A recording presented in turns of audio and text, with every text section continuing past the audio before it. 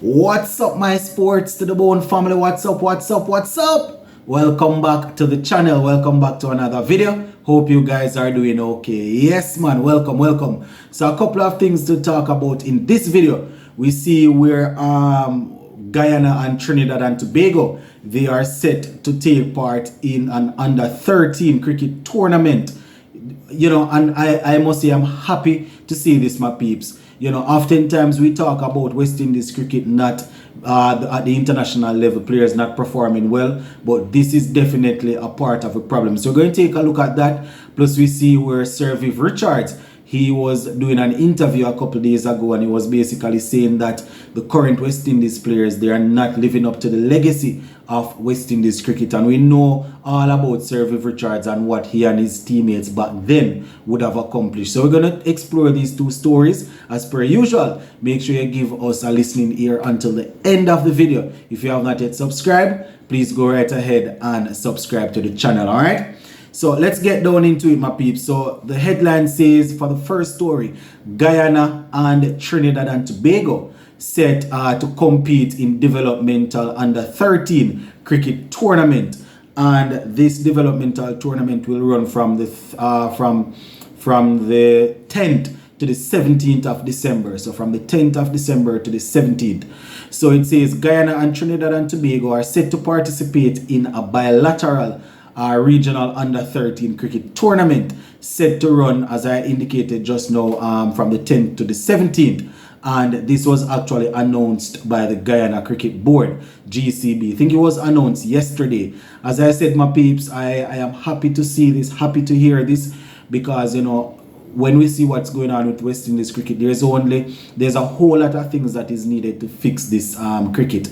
But it starts at the grassroots level. If we're able to get the players playing properly, get them buying into the sport, then it simply means that we would have probably broadened the pool of players that we have to select from. So according to GCB, the tournament will be hosted in Guyana, and it's complement of West Indies cricket. West Indies, it's a part of their plan for a 2-year incremental developmental program. So very good. Hopefully when they finish with this section, they will move on to the other areas right across the region, right across the territory, and we will be able to see youngsters getting an opportunity to play against other youngsters. So they say consequently it is expected that the under 13 players will be adequately exposed to competitive cricket, which is hoped will facilitate their growth and development for the future of not only GCB and Trinidad and Tobago, but for the future of West Indies cricket. You understand, they are looking to work on the fundamentals and things like that. They're talking about after getting them from the under 13, this under 13 competition, they're looking to feed the youngsters into the national under 15 and under 17 program alongside the under 19 program. So it's good, so you're probably going to see kids from ages 10, 11, 12 going into this tournament, and as I said, they will be able to feed them into the under 15 programs, the under 17 and under 19, and we'll be able to track them up until the international level if some of them are able to go on. They said the GCB has established a structured cricket development programs for the under 11, under 15, under 17, under 19, and the senior levels. So apparently GCB, they are not playing around. You understand? Usually you would know, you have a structured program for under 15, under 17, and under 15 and under 19 most countries have. But it's good to see that they have here they have under 11, 15, 17, 19, and then the senior program. This is a very, very good way to get these youngsters falling in love with the game. And the president of the Guyana Cricket Board, forgive me if I butcher the name, but I think his first name is Bisudial Singh is his last name, Bisudial Singh. He expressed delight at being able to positively engage the president of the Trinidad and Tobago Cricket Board, Azim.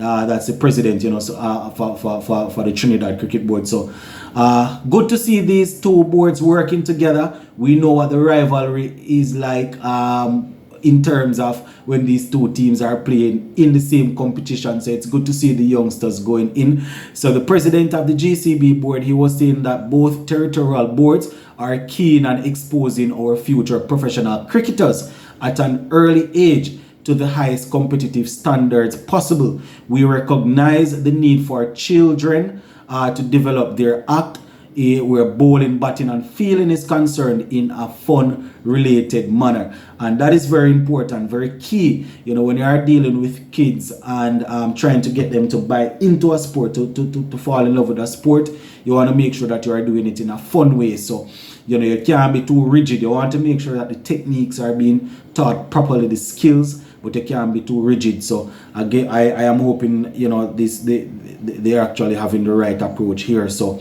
yeah, so from the 10th of December to the 17th of December, this bilateral series here under 13 program between, you'll see games between Trinidad and Tobago and Guyana. And as I said, I am hoping this is something that will spread across the region in years or in a year to come.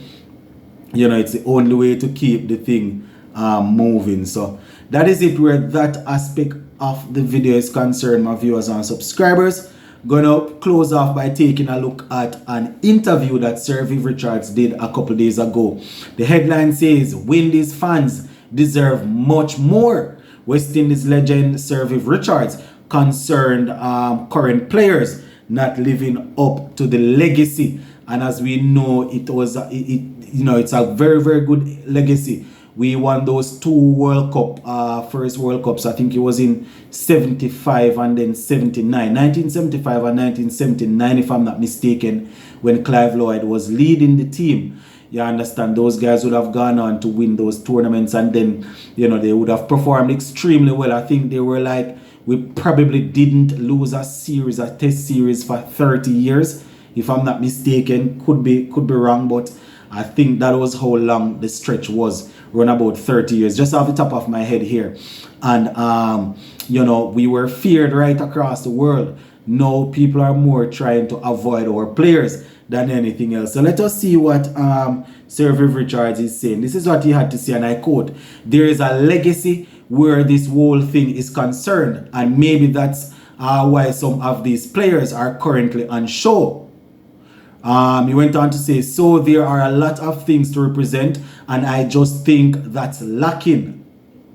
The West Indian fans deserve much more because we have had so many issues, like the, you know, as I would have indicated the other day, the Big C and all of that. So, you know, the legacy needs to be upheld. The legacy needs to be needs to continue." So it's basically saying that the players that are out there, one of the reasons, well, the main reason should be that they want to represent their country, but they should definitely feel proud to represent the people of the Caribbean. They should feel proud to put on the jersey, to wear the maroon color. You understand? So Viv Richards is worried that the legacy that they would have laid, not only him but players after him also, what they would have laid, it's now watering down. You understand? We saw what happened just the other day in the T20 World Cup. We are going into Australia in a test series and we are worried. ODI World Cup is coming and we are worried. T20, we worried. So, you know, the cricket is not where we want it to be. So Sir Viv Richards is just reminding the players that there's a legacy there that needs to be protected, and they also need to establish their own legacy to add to what is already there. So yeah, that is basically it for this one, my peeps. The comment section is open. You can just go down there in the comment section and let me know exactly what you think as it relates to the Guyana Cricket Board and Trinidad and Tobago teaming up to get some work done, and also what Sir Viv Richards had to say. Peace. Blessings.